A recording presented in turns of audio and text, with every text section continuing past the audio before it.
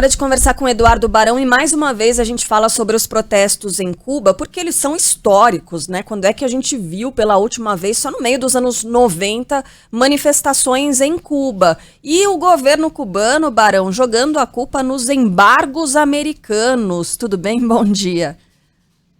Fala, Carla. Bom dia para você, todo mundo aí no Brasil. Ontem, autoridades falaram de uma forma mais clara, né, sobre esses protestos, como você falou, protestos históricos que aconteceram no último domingo em Cuba, não só na capital Havana, em outras partes também do país. Primeiro dizer que a internet teve um papel importante nisso, né, porque as manifestações começaram numa cidade pequenininha, acabaram sendo exibidas nas redes sociais e mais gente acabou se inflamando, indo para as ruas. Como a gente sabe, né, a informação em Cuba não é disseminada de uma forma muito clara, né, sempre tem aquela pressão por parte do governo. Ontem, o presidente cubano se manifestou, foi em cadeia de rádio e TV falar para a população local. O presidente Miguel Díaz-Canel disse que os manifestantes tiveram a resposta que mereciam. Ele pediu aos cubanos que defendam a revolução e acusou, como você falou, os Estados Unidos de estarem por trás dos protestos. Já o presidente americano Joe Biden também se manifestou,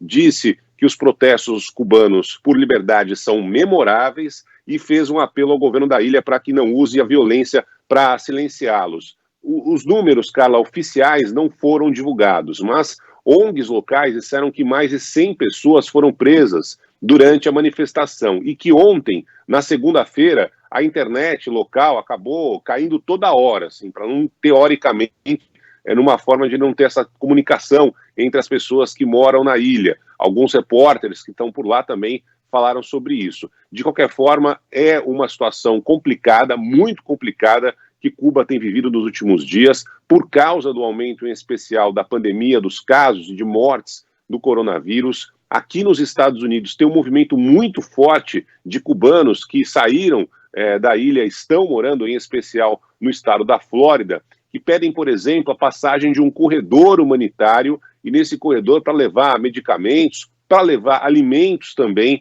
para os cubanos que estão por lá. Mas isso foi rechaçado pelo governo de Havana. Tem uma situação, cara, que está sendo muito frequente, alguns cubanos que pegam lanchas, por exemplo, ali em Miami, e saem com destino a Cuba para levar justamente comida, remédios, mesmo sendo algo ilegal na teoria de se fazer, mas tem sido um trajeto muito frequente. De qualquer forma, há uma situação complicada que a gente está acompanhando agora em Cuba, e essa manifestação popular que tem crescido nos últimos dias, foi a maior manifestação em 30 anos que aconteceu na ilha no último domingo, Carlinha. Em todo o planeta, a gente costuma dizer que a pandemia ela acabou agravando situações que já existiam. Em Cuba, por exemplo, quem viaja, os turistas, eles relatam aquela situação do dólar paralelo, né, da circulação da moeda por fora, porque o turista, ele dá ali a caixinha, a gorjeta para a pessoa que trabalha com turismo, e isso é muito mais do que a pessoa que trabalha em Cuba, ligada ao governo, recebe em todo o ano, né? Somente essas gorjetas. Então isso movimenta um mercado muito forte, muito intenso. A pandemia veio, tirou os turistas da ilha e também ela fez secar, né, Barão, essa circulação de dinheiro aí, desse dólar. Então, esse agravamento da situação econômica em Cuba por causa da pandemia também pode ter trazido um fôlego para essas manifestações. Ô, Barão, tô te enrolando aqui, você tem que voltar, você tem que entrar na TV, mas mais tarde você entra no Band News Station e a gente pode prolongar um pouco mais esse papo, né?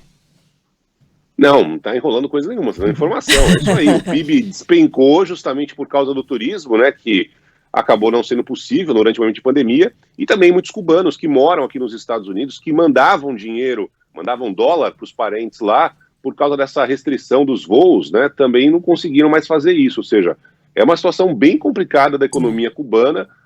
A questão do embargo americano, mais uma vez, está sendo discutida, né, como é que os Estados Unidos, depois de tanto tempo, mantém esse embargo a Cuba, né, e é algo muito sério que está acontecendo na ilha, as pessoas estão morrendo, então é algo que vai além dessa briga histórica, política, entre comunismo, né, entre capitalismo, sei lá eu, porque as pessoas estão morrendo sem ajuda, é algo muito sério mesmo, e as manifestações foram enormes em Cuba, principalmente no último domingo, Carla.